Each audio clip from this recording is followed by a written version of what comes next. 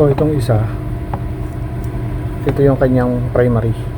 Ibig sabihin ng primary, ito yung isasaksak natin sa 220 volts. Yung secondary, itong secondary, ito naman yung para sa load side natin, yung ilaw. So magiging AC/DC siya dahil dito sa transformer. Alright.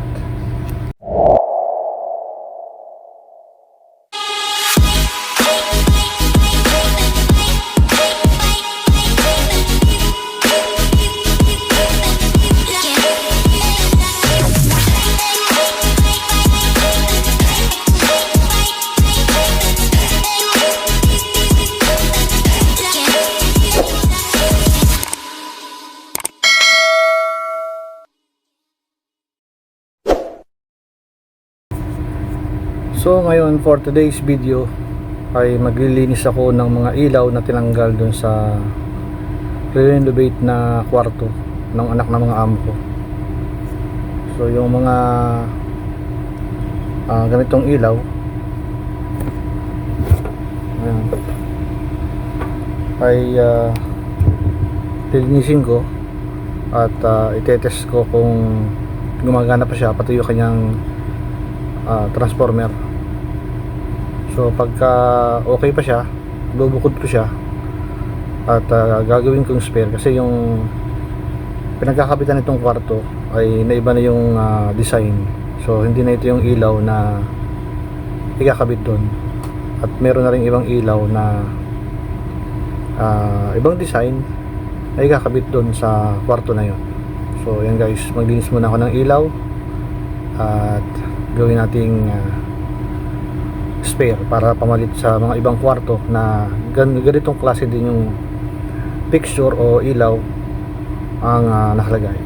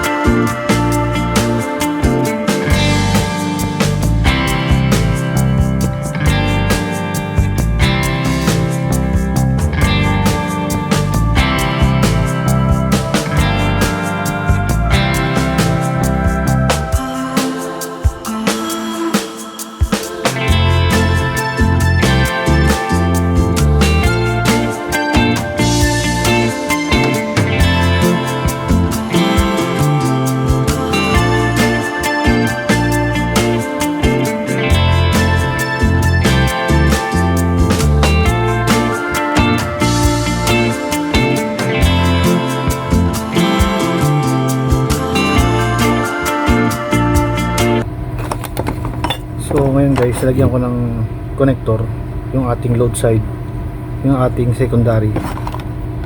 Makikita nyo may red, ito yung ating positive. So yung ating blue, ito yung ating negative. So dapat black yung wire natin dito, pero ito yung available dito sa transformer. So kailangan dito sa ating ilaw, kailangan red, sa red natin ilalagay, tapos yung black sa blue. O kung black yung ating yung ating wire dito, black yung ilagay natin, black sa black. Alright, so dito sa primary, ito yung ating sa AC. Tandaan nyo, sa hindi pa nakakaalam dito paano gumamit ng ganitong transformer, yung primary yun yung para sa AC natin, at yung secondary yun naman yung sa ating load side o yung DC natin. So 1 to 10 volt yung ating secondary. So itong ilan na to, ibig sabihin 1 to 10 volts. So dito sa ating AC, pwede siya magkabaligtad sa ating primary. Alright, so testing na natin kung iilaw to, kung buo pa tong kanyang transformer at yung ating ilaw. So ito yung ating power supply.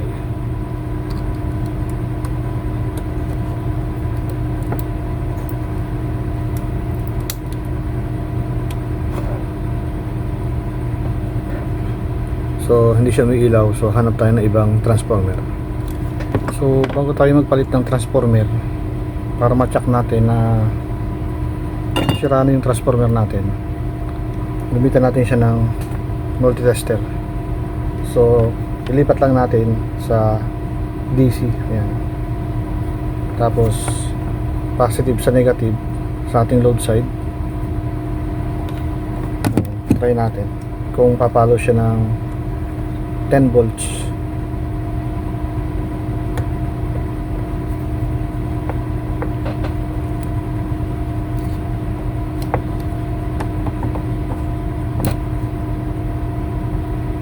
.4 lang mga idol.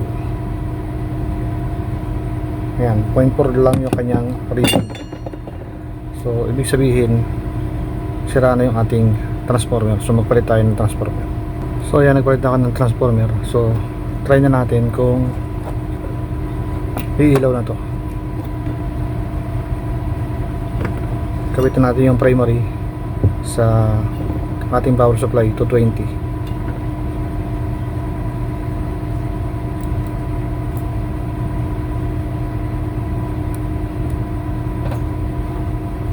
So ayan,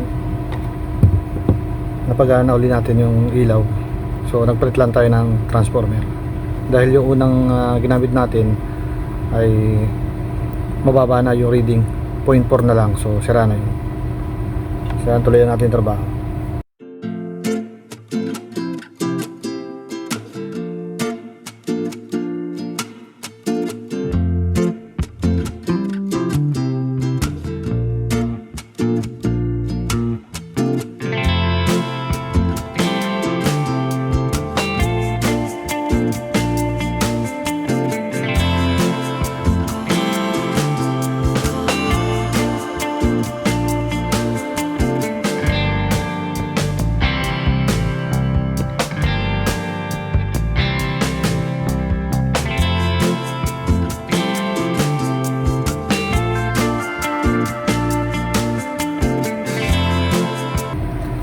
So okay itong ating transformer, okay yung ating ilaw.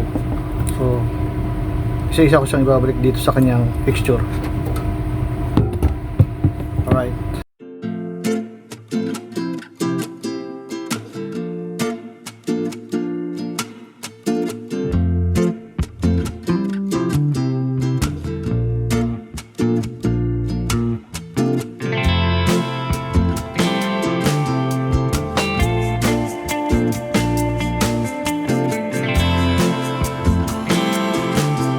Itong isa naman yung para dito,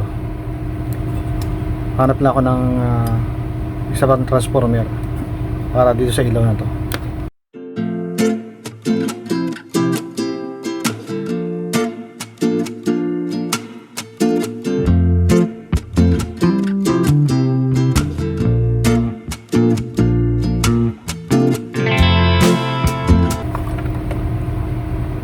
So yan, try na natin. Same scenario, primary yung sa AC, yung secondary natin para sa load side sa DC magiging 1 to 10 volts. So testing na natin.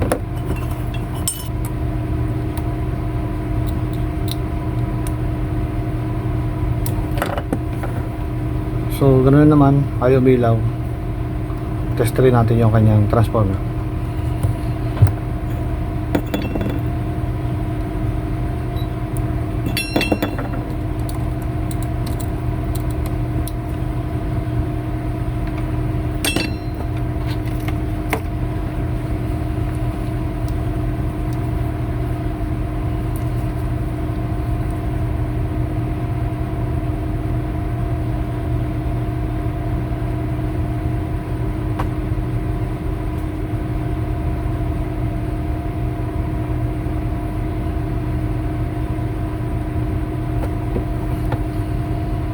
nasa 12.7 siya. So goods yung transformer. Try lang natin yung kanya mga terminals, baka hindi lang siya masyadong nakadikit, kaya hindi mag-contact yung kanyang supply.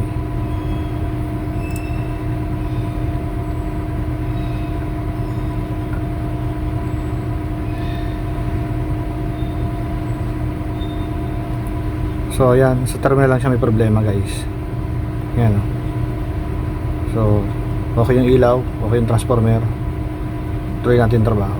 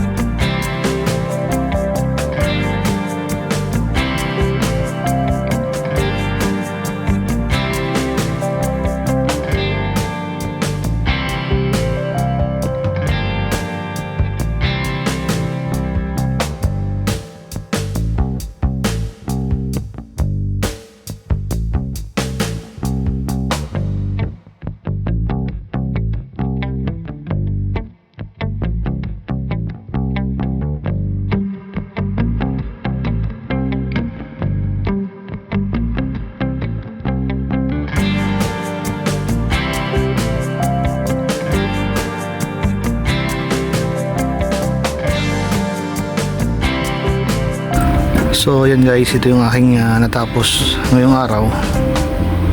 Medyo matagal. Naka-apat na ilaw ako. Yan, na doblihan yan. So ito yung aking mga transformer na testing, na energize. Ito yung mga goods. So kaya ko ini-energize ngayon, tinetesting at nire-repair yung dapat repairin, palitan yung dapat palitan, para pag may napunding ilaw doon sa ibang kwarto na ganito pa rin yung design ng ilaw, eh madali na magpalit. Ayan, tanggal kabit lang yung gagawin natin, kumbaga plug and play.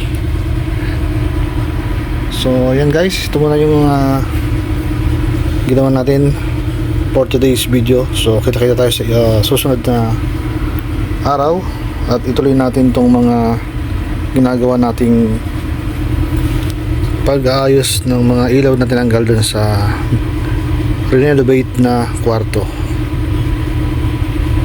So yan guys, this is Richard Mix TV. Peace out.